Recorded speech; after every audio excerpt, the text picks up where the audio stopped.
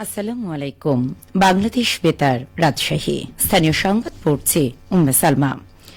পরিকল্পিত বনায়ন করি, সবুজ বাংলাদেশ করি এ স্লোগানকে সামনে রেখে রাজশাহী বিভাগীয় বৃক্ষ মেলার উদ্বোধন করা হয়েছে।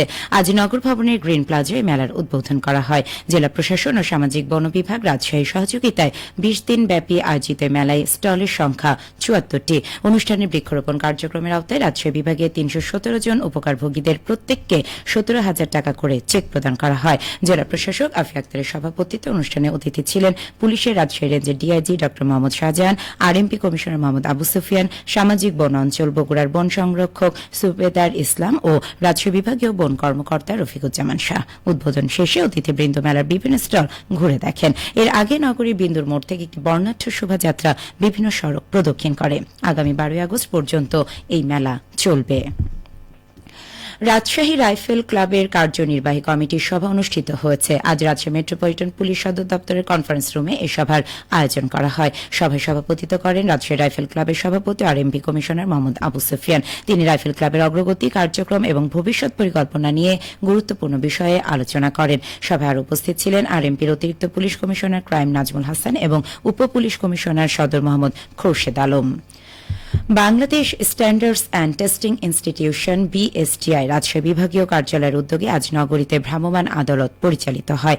বিএসটিআই গুণগত মান সনদ গ্রহণ না করে কেক, চানাচুর, বিস্কুট ও পাউরুটি উৎপাদন, বিক্রয়, বিতরণ এবং পণ্যের লেবেল মোড়কে অবৈধভাবে বিএসটিআইয়ের মানচিহ্ন ব্যবহার করায় নগরী সাহেববাজার 0 পয়েন্ট এলাকায় জান্নাত বেকারি অ্যান্ড কনফেকশনারিকে ৫,০০০ টাকা জরিমানা করা হয়।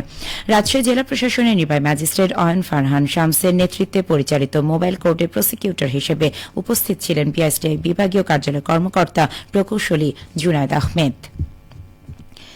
হেরোইন রাখার দায়ে পৃথক দুটি মামলায় সিরাজগঞ্জে ৩ মাদক ব্যবসায়ীকে যাবজ্জীবন কারাদণ্ড দিয়েছে আদালত।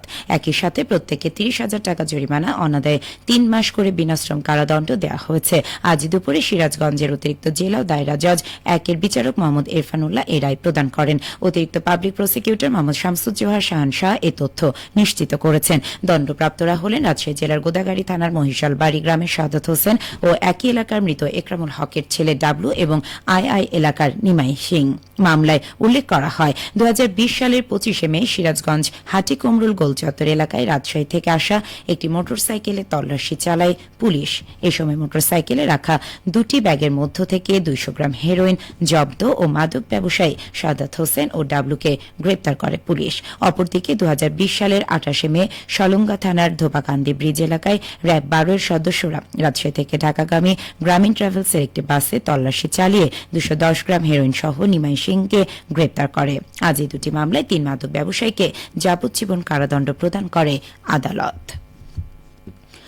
রাজশাহীতে মাচা পদ্ধতিতে পটল চাষ দিন দিন জনপ্রিয় হয়ে উঠছে। অধিক ফলন ও রোগবালাই কম হওয়ায় এই পদ্ধতিতে পটল চাষ বাড়ছে। রাজ্য কৃষি সম্প্রসারণ অধিদপ্তরের নিবিড় পর্যবেক্ষণ ও আধুনিক প্রযুক্তির সফল প্রয়োগে চাষিরাও পটল চাষে আগ্রহী হয়ে উঠছেন। ফলে জেলায় গত বছরের তুলনায় চলতি মৌসুমে ১৪০ হেক্টর জমিতে পটলের আবাদ বেশি হয়েছে। রাজশাহী জেলা কৃষি সম্প্রসারণ অধিদপ্তরের তথ্য অনুযায়ী গত বছর রাজশাহীতে ৮৪৬ হেক্টর জমিতে পটল চাষ হয়েছিল। এবছর ৮৫০ হেক্টর জমিতে পটল চাষের লক্ষ্যমাত্রা নির্ধারণ করা হয়েছিল, কিন্তু লক্ষ্যমাত্রা ছাড়িয়ে ৯৮৬ হেক্টর জমিতে এবার পটলের আবাদ হয়েছে। রাজ্য কৃষি সম্প্রসারণ অধিদপ্তরের উপপরিচালক জানান, মাচা পদ্ধতিতে চাষের ফলে পটল মাটি ও পানি সংস্পর্শে আসে না, ফলে রোগবালাই কম হয় এবং এর গুণগত মান বাড়ায়। বরেন্দ্র অঞ্চলে পানির স্তর নিচে নেমে যাওয়ায় কৃষি বিভাগ কম সেচের ফসল হিসেবে পটল চাষে কৃষকদের উৎসাহিত করছে। সবশেষে আবহাওয়া। আজ রাজশাহীতে সর্বোচ্চ তাপমাত্রা ছিল ৩২.৫ ডিগ্রি এবং সর্বনিম্ন ২৬.২ ডিগ্রি সেলসিয়াস।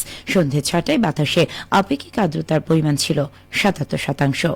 রাজশাহী পার্শ্ববর্তী এলাকায় আগামীকাল সূর্যোদয় ভোর ৫টা ৩০ মিনিটে। সংবাদ শেষ হল। আমাদের পরবর্তী স্থানীয় সংবাদ প্রচারিত হবে আগামীকাল সকাল ৮টা ১০ মিনিটে।